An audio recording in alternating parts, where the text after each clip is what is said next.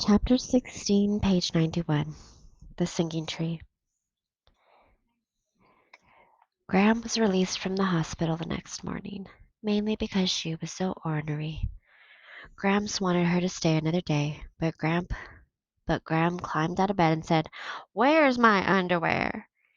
"I guess this cantankerous woman is getting out of here," Gramps said. I think fear had made us all a little cantankerous. I had spent the night in the waiting room.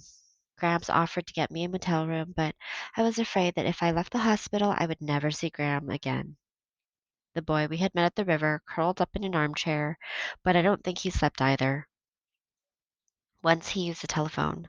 I heard him say, "Yeah, I'll be home in the morning. I'm with some friends." The boy woke me up at 6 o'clock and said Graham was much better. He handed me a piece of paper. "It's my address in case you ever want to write or anything, but I'd understand if you didn't." I opened the paper. "What's your name?" He smiled. "Oh, yeah, right." He took the paper and added his name, Tom Fleet. "See ya," he said.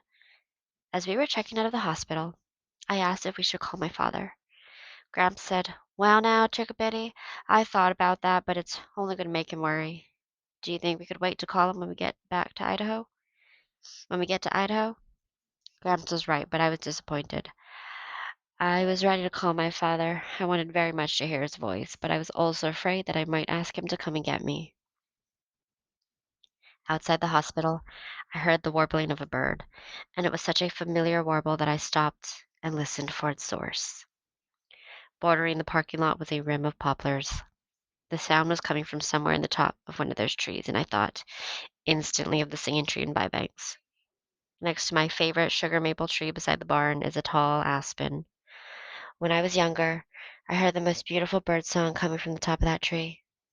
It was not a call. It was a true bird song with trills and warbles. I stood beneath that tree for the longest time, hoping to catch sight of the bird who was singing such a song. I saw no bird, only leaves waving in the breeze. The longer I stared up at the leaves, the more it seemed that it was the tree itself that was singing. Every time I passed that tree, I listened. Sometimes it sang, sometimes it did not, but from then on, I always called it the singing tree. The morning after my father learned that my mother was not coming back, he left for Lewiston, Idaho. Graham and Grams came to stay with me. I had pleaded to go along, but my father said he didn't think I should have to go through that. That day, I climbed up into the maple tree and watched the singing tree, waiting for it to sing. I stayed there all day and on into the early evening. It did not sing.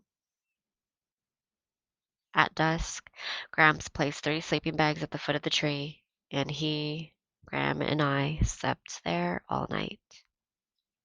The tree did not sing.